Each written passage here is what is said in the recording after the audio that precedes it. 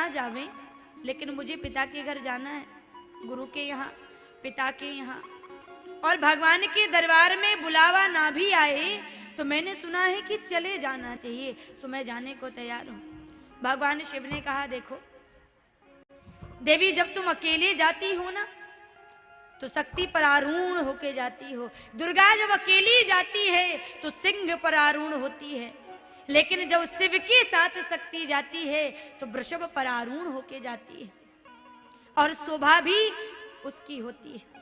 आज भगवान शिव बोले, शक्ति पर जाओगी तो विध्वंस हो जाएगा, लेकिन मैं कहूंगा कि सम्मान मत खोना, स्वाभिमान मत कम होने देना। नंदी को बोला, मां को लेकर के दक्ष के यहां पर आप जाइए। और जिस समय मां सती वहां पहुंची, बड़ा सुंदर यज्ञ का आयोजन चल रहा है, और मैया सती ने प्रवेश पाया, यज्ञ मंडप को देखा, चारों दिशाओं में बहनें हंसी ठिठोली करते हुए सबसे पहले आकर के मिली। एक बहन तो आकर के बोली, अरे सती एक बात बताओ, भगवान भोलेनाथ ने एक आध महल बनाया है कि नहीं बनाया? अभी तक वहीं रह रहे हैं कैलाश पर। सुनाना शुरू कर दिया। बहनें भी कम नहीं होती हैं। हाँ, एक दूसरी आई और बोली, देखो एक बात बताओ, सोना चांदी भगवान भोलेनाथ ने एक आध बनवा करके हीरा जवाहरात का हार दिया कि ऐसे ही अभी तक मुंडों की माला पहनते हैं, सो तुमको भी मुंडों की माला पहनाएंगे। सती को बड़ा क्रोध आया, क्या करना है आपको, ये हंसी ठिठोली क्यों की जा रही हो? यज्ञ मंडप में प्रवेश किया।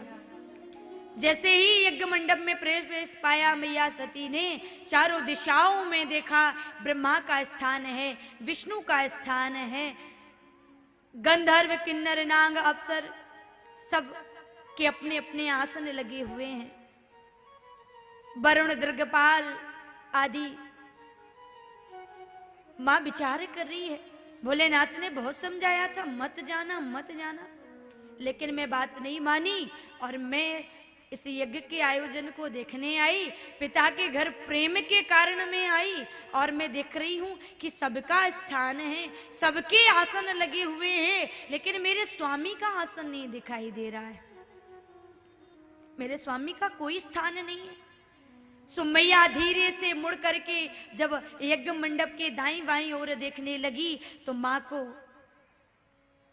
सती जगदम्बिका को अपनी मां की नेत्रों में प्रेम दिखाई देने लगा। और मां तो मां होती है। मां ने देखा सती को तो हृदय से लगा लिया। सादर भले ही मिली एक माता, सादर भले ही मिली एक माता, सादर भले ही मिली एक माता, सादर भले ही मिली एक माता, सादर भले ही मिली के माता, सादर भले ही मिली के माता, भगिनी मिली बहुत मुस्काता, भगिनी मिली बहुत मुस्काता। पिता ने देखा, दक्षिण कछु पूछी कुशलाता, दक्षिण कछु पूछी कुशलाता, सती बिलो के जरे सब गाता, सती बिलो के जरे सब गाता, सती बिलो के जरे सब गाता, सती बिलो के जरे सब गाता। मैया सती ने देखा कि भगवान शिव ने सही कहा था, मत जाना, प्रतिस्पर्धा के कारण वही यज्ञ का आयोजन कर रहा है दक्ष प्रजापति नायक। आज मैया सती ने देखा, पिता की ओर जाकर के कहा, मां के आंचल में छुप करके मैया जगदम्बिका सती रुदन कर रही है, और कहा, मां पिता ने इतना बड़ा आयोजन किया, भला मैं तो उनकी संतान हूं, मेरे से बुराई हो सकती थी, मेरे से ईर्ष्या द्वेष हो सकता था, लेकिन मेरे पति से ईर्ष्या द्वेष रखने का कारण क्या था? एक बार भी नहीं सोचा मेरे शिव का कोई छोटा सा स्थान दे देते। मैया सती को पति का अपमान सहन नहीं हुआ, शंकर का अपमान मैया सती सहन ना कर सकी। यदि शादी विवाह के उपरांत आपके पिता आपसे कहें आपके पति के विषय में कि अरे वो तो बड़े अभिमानी हैं, हम उनकी ज्यादा सेवा नहीं कर सकते हैं, ठाठगिरी में हमारे घर आएंगे तो काम नहीं चलेगा, तो धीरे से पिता के कान में जाकर के बोल देना माताओं कि अब मैं कुंवारी नहीं रही हूं, अब मैं पराया धन जो कही जाने वाली बेटी, किसी के घर की शोभा और सम्मान कहलाने वाली बन गई हूं। पिताजी आप मेरा सम्मान मत करिए, मुझे बेटा कह के मत बुलाइए, लेकिन मेरे पति का सम्मान करेंगे तो मैं आपका बड़ा सम्मान करूंगी। उस समय कहने में तनिक भी देरी मत करना, क्योंकि आप अपने पत्नियों की लज्जा हैं, उनका गहना है, उनका सम्मान है, उनका मुकुट है। नारी दिव्य रूपा है, शक्ति है, समर्पण की खान है, प्रेम और स्नेह की प्रतिमूर्ति है। पिता को सम्मान दिलाने वाली और पति को, पति के सम्मान को रख करके सहेज करके उत्कर्ष पर पहुंचाने वाली यदि कोई है तो वो शक्ति है, वो शिव की शक्ति है, वो नारी है, वो मां है, वो जगदम्बिका है। मैया सती ने कहा जाकर के पिता दक्ष को, अरे पिता दक्ष मैं तो जानती थी कि आपके अंदर अहंकार है, देखिए तो जरा 2 अक्षर का मेरे शिव का नाम है, एक 2 अक्षर का छोटा सा नाम, मेरे शिव का छोटा सा स्थान यदि तुम दे देते तो तुम्हारा क्या बिगड़ जाता, अहंकार में फूल गए हो। अरे मेरे शिव ने सत्य कहा था कि वो दक्ष अहंकारी कभी किसी को सम्मान नहीं दे सकता। और याद रखिएगा मैं इस समय आह्लादिनी शक्ति शिव की कहलाने वाली जगदम्बिका सती के रूप में कहलाने वाली माता हूं, और यदि मैं यहां से भगवान शिव के पास पहुंची और भगवान शिव ने मुझे देखा और दक्षायणी कहकर के यदि पुकार दिया तब तो फिर मैं शर्म से मर जाऊंगी। मैं इस अहंकारी दक्ष के द्वारा पाया हुआ देह लेकर के भगवान शिव के समीपस्थ नहीं जाने योग्य हूं, मैं इस देह को त्याग दूंगी। प्रतिस्पर्धा में किया गया यज्ञ था तो मैया सती के कारण विध्वंस हो गया। मैया सती उसी यज्ञ कुंड में जहां सब आहुतियां दे रहे थे, जहां पर एक और ब्रह्मा एक और शिव के स्थान पर विष्णु विराजमान थे, भगवान ब्रह्मा की तरफ इशारा करके मैया बोली, अरे 4 मुख वाले ब्रह्मा, संहार के समय में मेरे स्वामी को याद करते हो और सम्मान के समय में भूल जाते हो। अरे विष्णु तुम्हारे ना जाने कितने कितने काम मेरे शिव ने बनाए हैं और भूल गए हो। अरे देवता तुम तो बड़े स्वार्थी निकले, मैंने सुना था कि मोहिनी रूप धारण करके मंथन करते हुए तुमने जितना विष निकला मेरे स्वामी शिव को पिला दिया और सब अमृत पी करके अमर हो गए। उस समय मेरे शिव की याद तुमको आई, आज वह शिव तत्व को तुम भूल गए, जिसके कारण तुम्हारी उत्पत्ति हुई, जिसके कारण ब्रह्मा तुम जन्मे हो, जिसके कारण ब्रह्मांड जन्मा है, जो शिवमय है, वही तो संसार को देखने दिखाने का अधिकारी है। भगवान शिव के अनादर करने पर दक्ष के दरबार में ब्रह्मा विष्णु को मैया सती ने जली कटी सुनाई और मैया उसी यज्ञ कुंड में जाकर के अपने शरीर को, अपनी देह को भस्मीभूत कर देती है। बोलिए जगदम्बिके मैया की। पिता मंदमति निंदत तेहि दक्ष शुक्र संभव यह देही।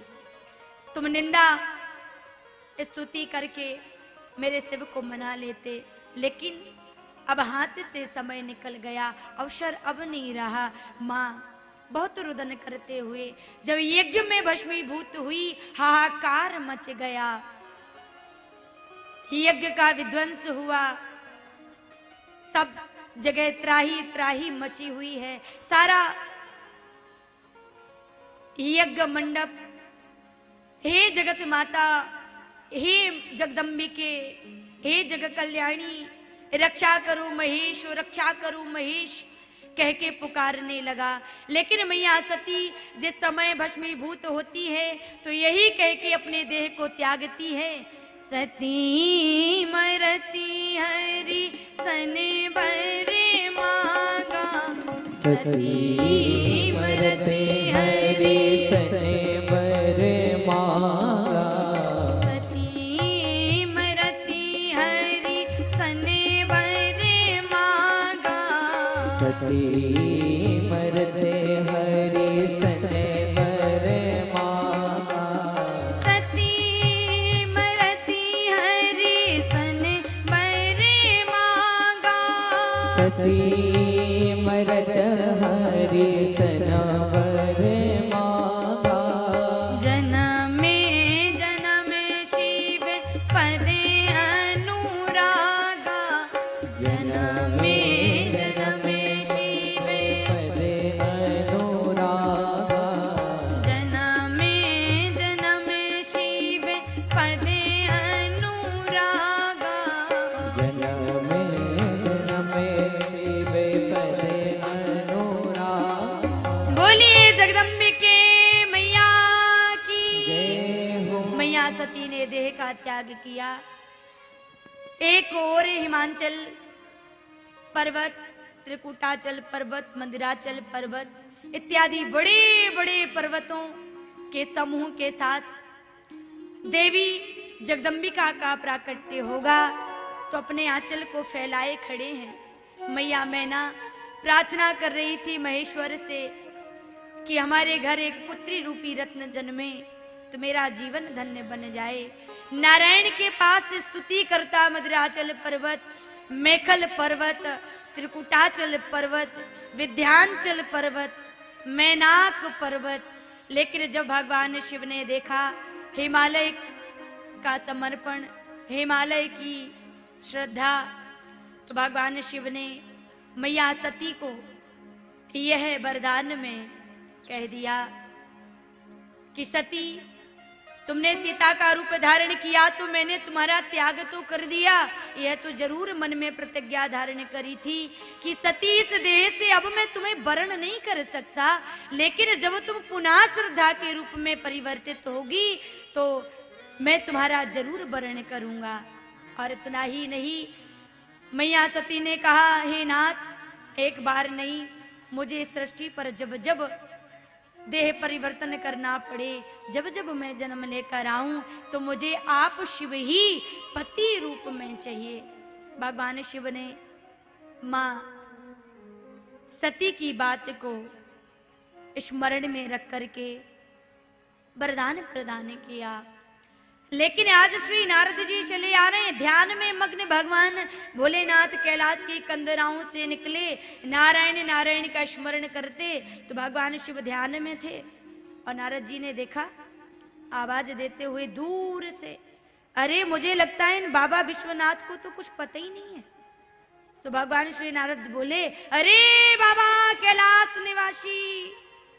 भोलेनाथ ने कहा हाँ बताइए। बोले मैया पार्वती के रूप में जन्म लेने वाली हमारी सती मैया दिखाई नहीं दे रही हैं। भोलेनाथ ने कहा कि वो अभी अपने पिता के घर गई हैं, उनके यहाँ पर यज्ञ का आयोजन है, सो अभी समय दक्ष महाराज के यज्ञ में सम्मिलित होने के लिए मायके गई हैं। भोलेनाथ ने कहा। नारद जी ने कहा अरे बाबा गई हैं कि गई थी?